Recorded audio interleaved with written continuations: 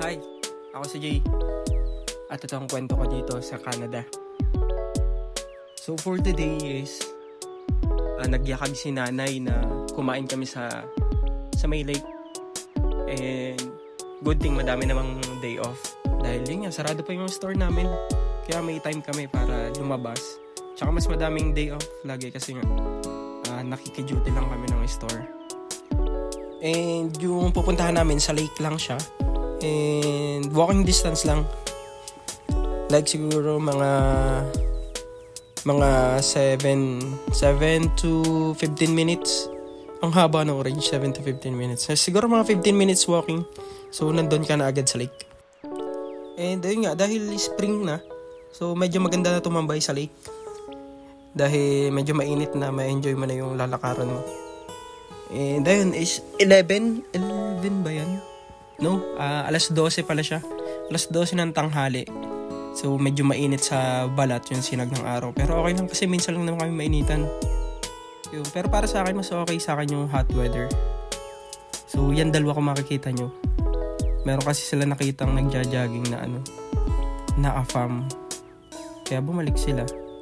Hindi ko na binidyohan, sinunday niya ni Janelle kasi akala niya ayun na yung kanyang express entry. So dito nga is nandun na kami sa lake dun sa pagpepestuhan namin. Yan, sobrang lawak niya. And kaso hindi pa siya pwede liguan kasi ang lamig-lamig pa. Siguro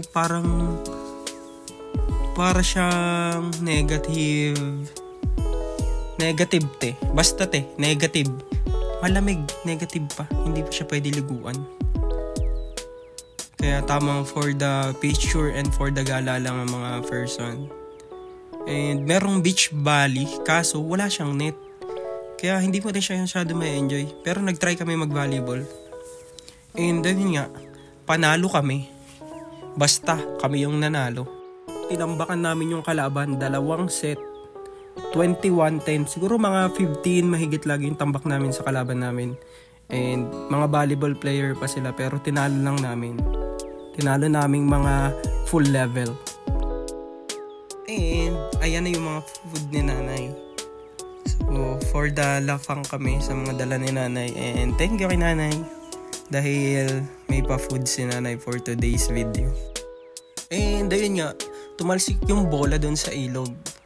And kinuha siya ni Juday. Akala niya si Nemo. Kinuha niya yung bola. Ayun yung bola oh. Kaya yun, nabasa ang kanyang betlog. Basa ang kanyang betlog, umurong daw. Pero yung plano talaga naming maligo. Pero hindi kaya ng first one dahil sobrang lamig. So kaya for the foods na lang kami and for the selfie and for the laro ng mga dala nilang games. And yan, may dala kami dyan. Hindi ko alam kasi na may dala niyan. Si Judah yata may dala niyan.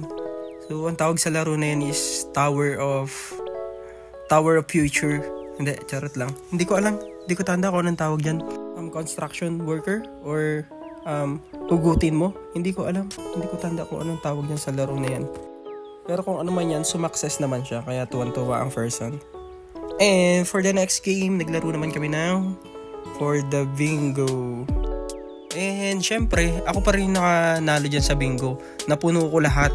Ako yung nanalo dyan. Blackout dyan. Kwento ko to, kaya ako ang mananalo dyan.